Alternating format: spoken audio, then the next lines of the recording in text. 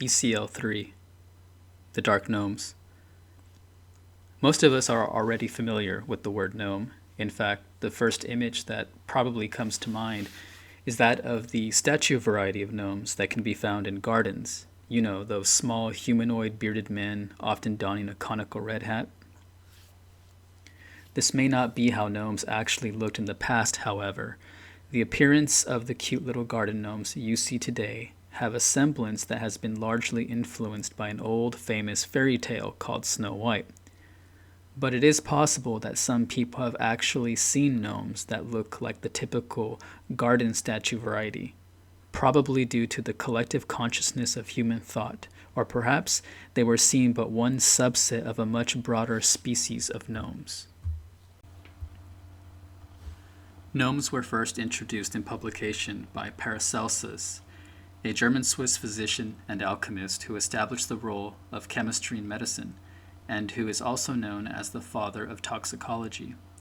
His chemical remedies, including those containing mercury, sulfur, iron, and copper sulfate, united medicine with chemistry and contributed substantially to the rise of modern medicine. Paracelsus also had a substantial impact as a prophet or diviner, his prognostications being studied by the Rosicrucians in the 1600s. The word gnomi, meaning earth elemental beings, was used by Paracelsus to refer to the gnomes, and the word for gnome in Latin is gnomus. If you take the root, or the first three letters G and O, from the word gnome, you get the Proto-Indo-European root meaning knowing, as in the word gnosis. So a gnome is actually an earth elemental being that is the guardian of nature and knower of hidden things inside or underneath the earth. So according to Paracelsus, just as visible nature is populated by an infinite number of living creatures, the invisible spiritual counterpart of visible nature is inhabited by a host of peculiar beings, to whom he has given the name elementals, and which have later been termed the nature spirits. Paracelsus divided these people of the elements into four distinct groups, the first of which he called gnomes, which were the earth elementals. The second he called undines, which were the water elementals, such as nymphs. The third he called sylphs, which were the air elementals, such as fairies. And the last he called salamanders, which were the fire elementals, which have a lizard-like form, such as dragons or basilisks. He taught that they were really living entities, many resembling human beings in shape and inhabiting worlds of their own, unknown to man because his undeveloped senses were incapable of functioning beyond the limitations of the grosser elements.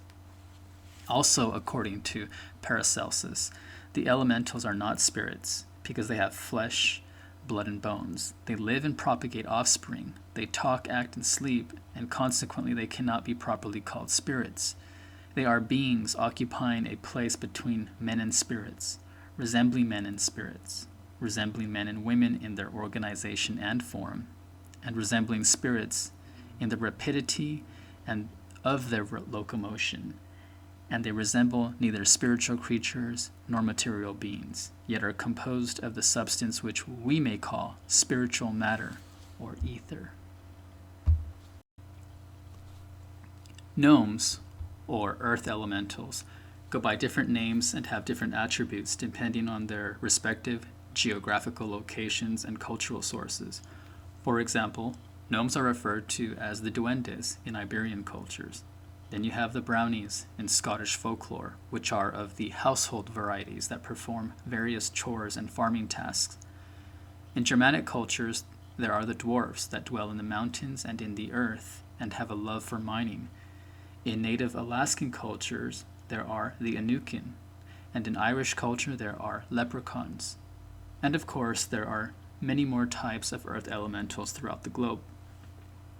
Now, the general consensus on the overall behavioral archetypes of gnomes towards humans is quite mixed, so it varies from person to person and culture to culture. In some cultures, gnomes are considered more malevolent in nature than benevolent, just as there are some bad apples and good apples in humanity. Although it seems that with human beings there tends to be more bad apples. I believe that all of the aforementioned types of gnomes are just subset varieties of the earth elementals in general. For the sake of brevity, I won't go over every type, as that would make this video too exhaustive. Plus, I don't know everything about every subset of earth elementals that exist. So before I retell my experience with gnomes, I'll first describe a little more about gnomes in European, Iberian or Ibero-American, and Inuit cultures. In European folklore, gnomes were seen as the protectors of nature and hidden treasures that lay underneath or within the earth. Wherever nature plants thrived, it was believed that gnomes inhabited those areas, and in places that were desolate and barren, there was an absence of gnomes. So the gnomes were viewed as beings that brought good luck in regards to agriculture. As for their ability to know where treasure was hidden, the types of treasure were probably the minerals in the ground that helped plant life thrive, or perhaps metals such as gold found in mines. Gnomes are generally wary of humans and have a distrust towards them, which is why they seldom show themselves to people. This is perhaps due to the encroaching, parasitic, and greedy nature of human beings as a whole. I mean, the arrogance of human being entities has no bounds after all. In Iberian cultures, gnomes, or duendes as they call them, are magical creatures that could shapeshift. Duendes are even known for bartering with humans at times. For example, they might steal livestock from a farmer, but they'll leave a basket of high-quality fruit or some exotic cheese in return. And in some narratives, duendes would kidnap women and children, especially at night. They had the ability to shapeshift into a relative or friend of their victims to trick them into following them. Hence the reason why some parents wouldn't allow their children to go out at night alone. The Inuit people of Alaska call gnomes the Inukin, or Irchinhak, which are the Inuit words used when describing any of the little people who live in the Arctic in caves, mountains, or underground. According to the stories of the Inuit and the occasional report to the police by non-Inuit throughout the years, there are several different types of Inukins, but most have been described as having pointed ears, darkish colored skin, and very dark eyes. They are strong, fast, and intelligent beings, extremely skilled at hunting with a bow and arrow, and wear clothes made of animal skins. They live their lives according to the quote-unquote old ways. They are also known for their ability to create portals. For the Inuit, the Inukin are generally seen as mischievous little entities that often steal game from hunters and other supplies from villagers. They also tend to throw rocks at people to ward them off, and in worst cases they will even kidnap children and women. In 2008, a hunter from Marshall, Alaska, found a small boy alone in the middle of marsh, about 3 hours from Marshall.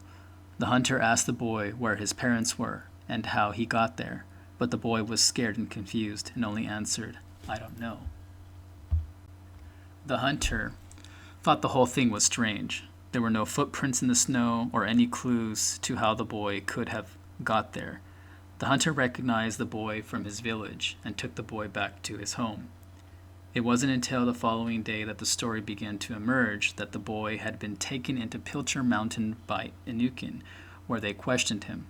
The boy says that while he was captive, he met a woman who said she had been abducted 40 years earlier and wanted to help the boy. Apparently the Inukin, Gnomes, had let him go only moments before the hunter found him. And now, we finally get to my experience with the variety of earth elementals I call the Dark Gnomes. The reason I call them Dark Gnomes is that that's how they look to me and to the other eyewitnesses who saw them as well. And as for the usage of the word dark, I espouse no judgment on the moral character of these entities as being evil. I simply use the word dark to describe their skin tone and color of clothing, which happen to be dark. Now, I actually have 3 stories to share. One is my own, The second is from my late uncle, whom I was very close to. And the third story is from my great or great great uncle, which was told to me by my mother. What's interesting about my and my uncle's story is that both of our encounters with the dark gnomes occurred in the same area of town in the central coast of California. And another interesting fact is that the most famous paranormal radio talk show host Art Bell once lived there as well for a short period of time.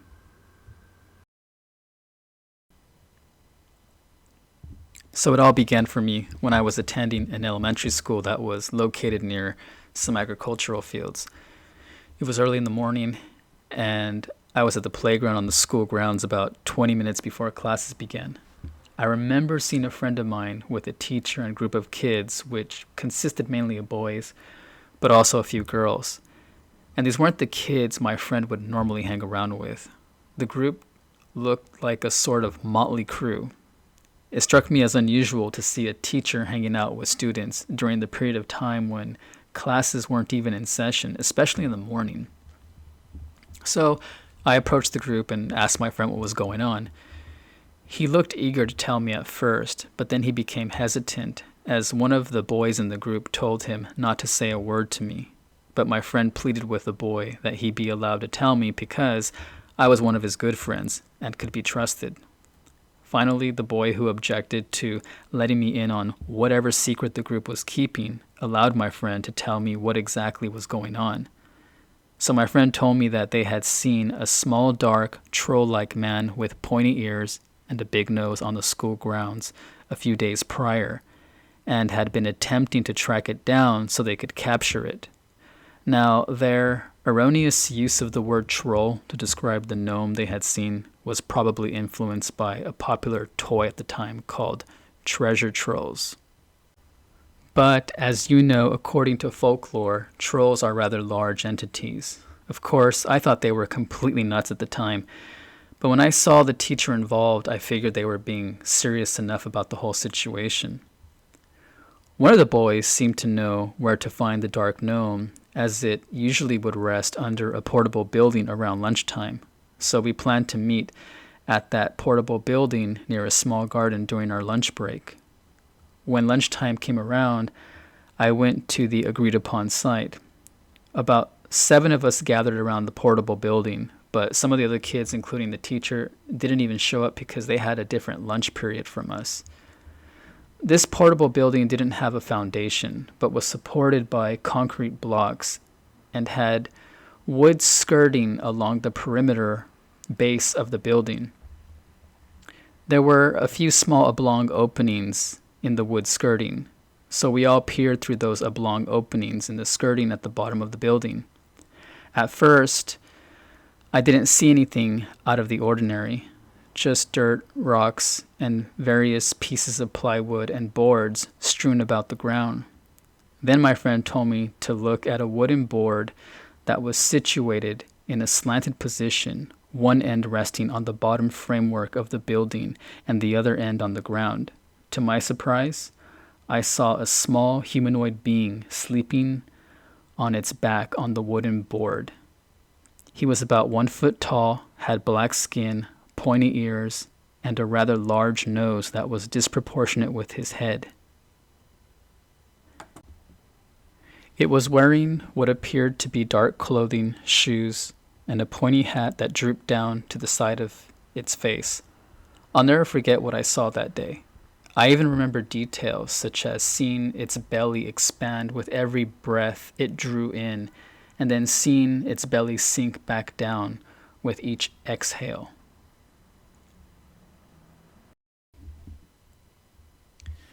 Then, one of the boys suggested that we throw rocks at it. So being the little mischievous boys we were, we all grabbed some rocks and started pelting the little fucker. Hey, this is probably why gnomes no longer like to show themselves to people anymore. All because of a bunch of little brats like us. But anyway, back to the story. One of the boys then decided to stick his hand inside one of the oblong openings. As soon as he did, he pulled back his arm quickly in pain, as his arm had 3 small claw marks on his forearm. We then ran away. After school on the bus, I remember talking to one of the boys about the dark gnome. We were so excited and planned on bringing a cage to school to capture it. We thought we'd become rich for discovering this strange little creature. However, when we went back to school, we couldn't find it anymore. About a week later, we found out that the school garden near the same portable building had been torn to shreds.